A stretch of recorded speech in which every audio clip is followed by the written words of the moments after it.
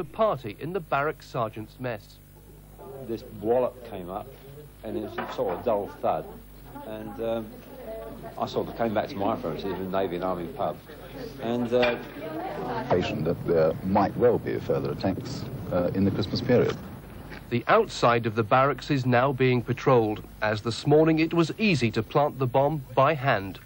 A few yards walk across the grass to the guard room, a short fuse, and the bomber had time to escape. Simon Cole, ITN in Woolwich. The Scottish National Liberation Army warned in a letter to police in October they would carry out a full-scale bombing campaign in London and other major towns and cities. They called themselves a completely independent military organisation. The SNLA have claimed responsibility for several letter bombs sent to politicians. Leaders of the NGA Print Union are calling for a 24-hour nationwide strike this Wednesday over the Stockport messenger dispute. It could mean there'll be no newspapers on that day. Their General Secretary, Joe Wade, said the strike was to show what he called the outrage at the use of the Employment Acts against the NGA. The director of the Newspaper Publishers Association, Mr. John LePage, said the strike would do immense damage to Fleet Street. During a meeting spread over 7 hours, the 40-man NGA Council considered what tactics to pursue. Nobody, it was claimed, suggested backing off. The union would not yield to pressure from the courts, and risking further fines, the council called its 24-hour strike in the hope that the dislocation this will cause will persuade others in the industry to put pressure on Mr. Shah's messenger group. This will bring to the attention of employers in the printing industry that they are now confronted with the determination of our members to ensure that we find a successful conclusion to this dispute, and we hope as a consequence of this it will do two things. Firstly, it will mobilise support within the trade union movement, and that it will ensure that the employers in the printing industry will use their influence to bear on Mr. Shah to ensure that we get a constructive and sensible settlement of the dispute.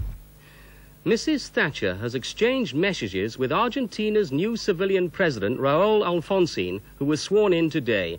Mrs. Thatcher said, "Although we have many differences, we can all take pleasure in the restoration of democracy to Argentina, believing it will bring freedom and justice to all your people."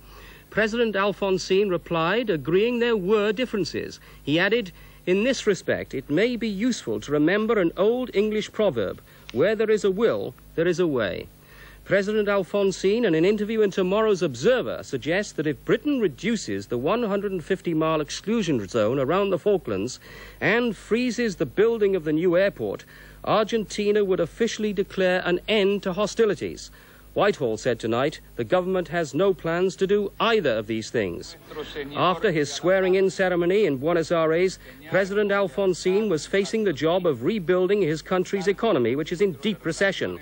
But U.S. Vice President George Bush thought it was a good day in Argentina's history. Commitment to democracy that bodes very, very well for Argentina's relationships with, certainly with the United States, but with other countries as well. It was a wonderful day in this ceremony. Strong, short, impressive. I'll tell you, it made a profound impression on me. Thousands of Argentinians crowded the streets to salute their civilian president.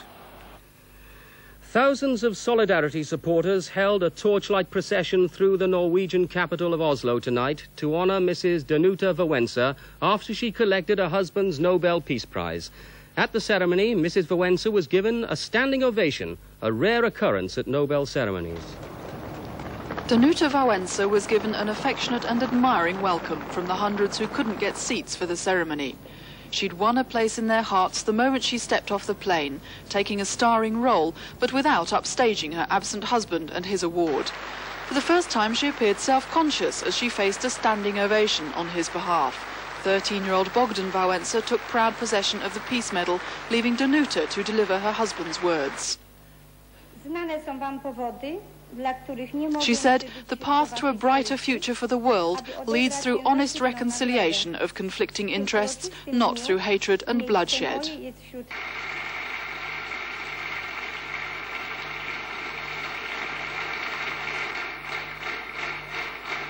The audience of high-ranking diplomats, ambassadors and members of government forced another self-conscious blush.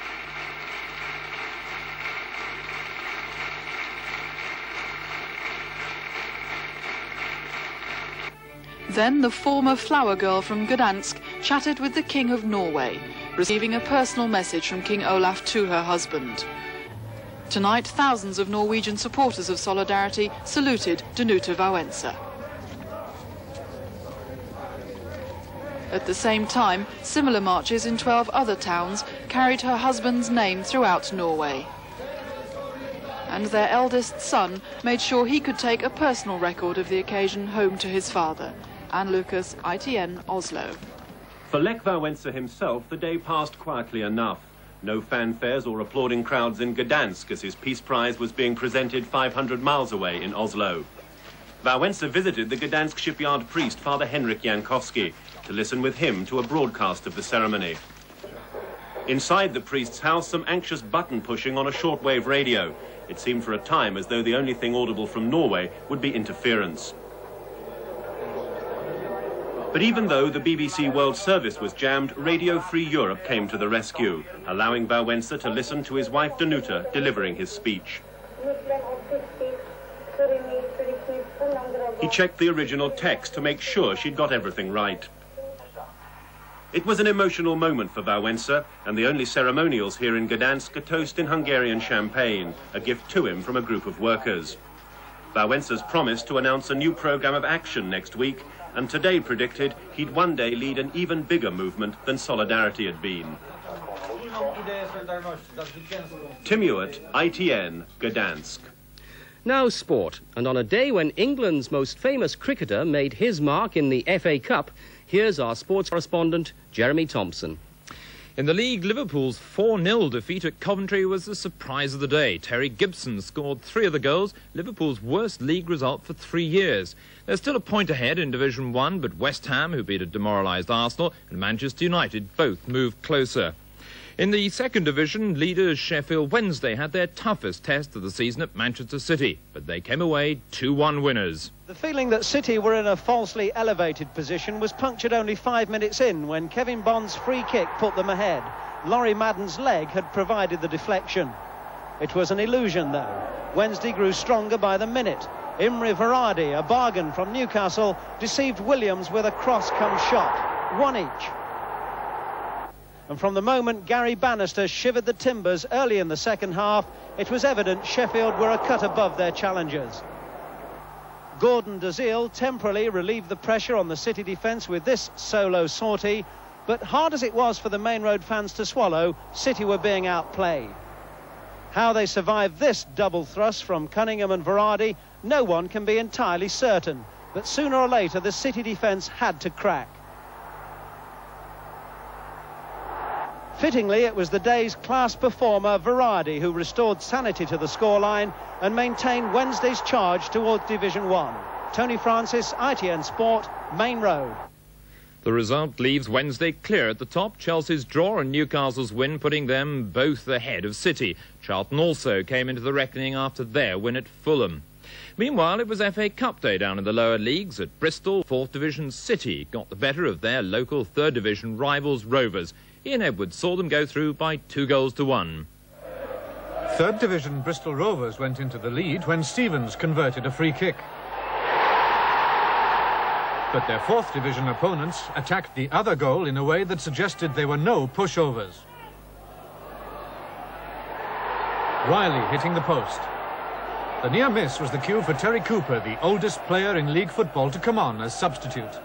The presence of the 39-year-old World Cup star of 1966 galvanised his team to work for the equaliser. The elusive score came when Ritchie showed skill and control far above 4th Division standard to beat Kite.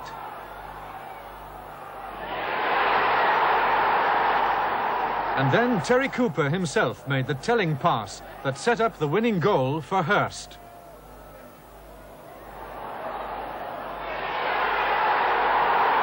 It was a fairy tale ending, but then the old man is used to that.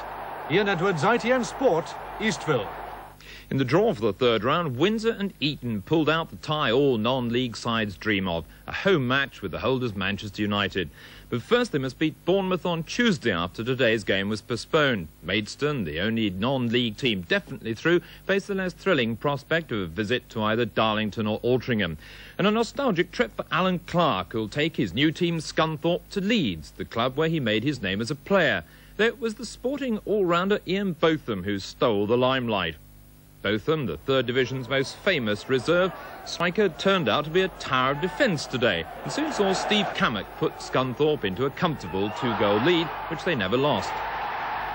It was Botham's first cup tie, perhaps his last. He'll be in New Zealand with the England cricket team when Scunthorpe play the next round. Finally, the first look at Britain's first surviving sextuplets. The 6 Walton girls, born 3 weeks ago, are all said to be making excellent progress. But the baby shown here in tomorrow's Sunday Mirror won't be going home for Christmas. Doctors say they don't want to take any chances. And for the record, from left to right, the names are Sarah, Ruth, Jennifer, Kate, Hannah and Lucy. A lovely family picture. That's all from us. Good night.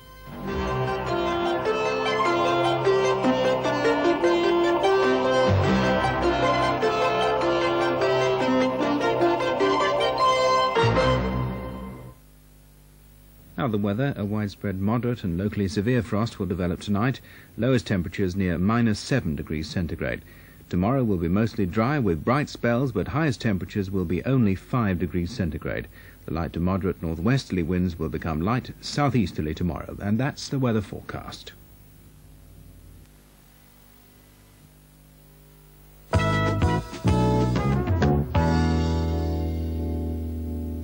You'll have seen PO Box 13 announcements like this on your screen very often, where voluntary groups describe the service they offer or ask for volunteers to help run it.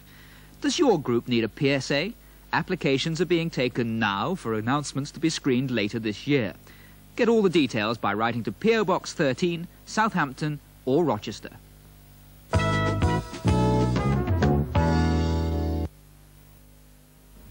Now on ITV, the film The Day After. This is a film which dramatizes what's sometimes thought of as the unthinkable, namely that nuclear war actually breaks out. We see its aftermath on the American Middle West around Kansas City. The film is fiction. Nuclear weapons are not. Directly after the film, I'll be discussing it with Michael Heseltine, the Defense Secretary, and others at the heart of the nuclear debate. First, the film itself, The Day After.